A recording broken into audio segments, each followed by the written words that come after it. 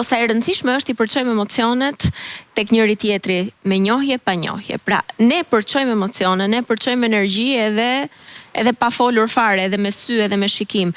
A ka patur në jetën tënde Elona diçka që të ka mbetur si një gest I vogël I butë që e ka ndryshuar ditën tënde? Ndoshta edhe jetën, nuk e di. Mund të kem shumë, po ku tani më ke kapur kështu kur I thon nga fil. Shumë mund të jenë. Njërë mjafton edhe një shtrëngim dore, edhe ndryshon. Një moment I vështirë në jetën tënde që të ka ndihmuar dikush. Një nga momentet e mia më të vështira në fakt, po që nuk ishte thjesht një shtrëngim dore, por ishte një veprim. Ishte momenti kur sapo më kishte vdekuri me më. Unë isha vetëm 21 vjeç. Edhe në fakt, sinqerisht, ka qenë dhe do ngelet një nga traumat më të mëdha të jetës time. E pa përballueshme, e pa imagjinueshme, më erdhi shumë shpejt, tak-fak. Edhe mbaj mend që kur shkoja në teatr baletin, teatr të operës dhe baletit, futesha në sallë baletit, sapo fillonte piano, unë isha në një depresion të thellë. Më thënë nuk punoja, nuk bëja as ushtrime, as gjë, vetëm qaja. Ulesha dhe vetëm qaja, do të thënë ose nëse nuk qaja, isha në një cep aty. Edhe I ndjeri koreografi Agron Aliaj. Doja di dhe jam shumë mirënjohëse për gjithë jetën në fakt, për këtë moment e shikonte. U bë ditë pas dite që nuk po dilja nga kjo gjendje. Edhe ngretet dhe më thotë, shikon Albani tha, se me mbi emër më triste. Tha, do bëjmë tha një recital, më tha mua. Qa thua, profesori dhe shumë, unë nuk di ku jam, I tha, qa recitali po flasim. Edhe, mos e diskutom, tha mua. Do bëjmë recital, tha, është momenti, tha, ti të shënjosh në karrierën tënde, sepse në atë kohë në fakt recitalet ishin diçka shumë e veçantë. Nuk ndodhte të mund të bëje do, sepse ishte goxha për kushtim.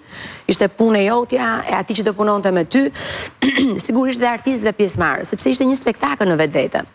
Edhe flasim vitet 90 e pak. Edhe nejse kur filluam dhe provat, madje unë e mbaj mend veten që kur kam ngarkesë shumë të madhe psikologjike dhe shpirtërore, unë jam zero fizikisht, nuk kam fuqi të marr frymë.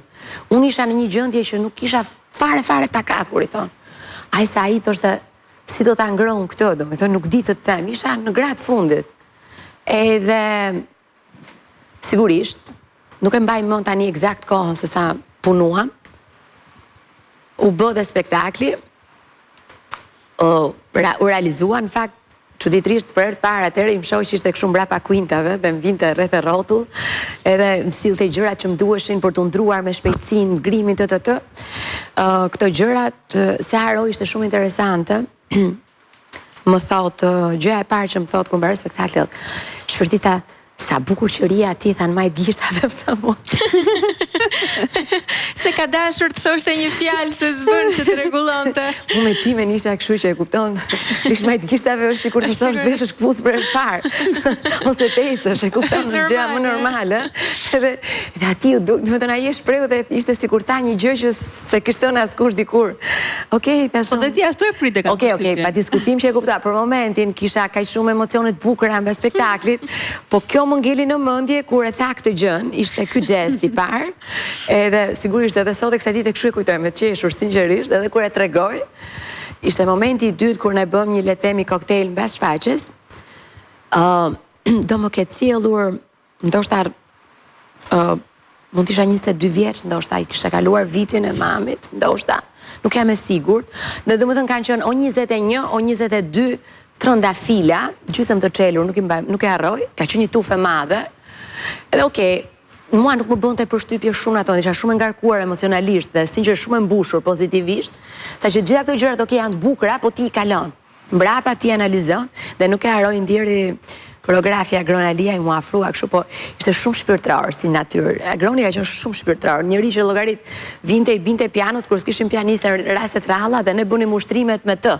Do të thënë e njihte shumë mirë pianon, pikturën. I plotësuar. I jashtëzakonshëm, edhe me një botë shpirtërore të jashtëzakonshëm, me një background të jashtëzakonshëm, edhe erdhi dhe mu afrua tha. Po, të edhe si duhet e gëzonte edhe këtë histori që ne të rinj, domethënë të dashuruar kjo pjesa me lulet, atëherë nuk është se ekzistonin dhe të bëheshim shumë shpesh të gjëra, flasin vërtetën.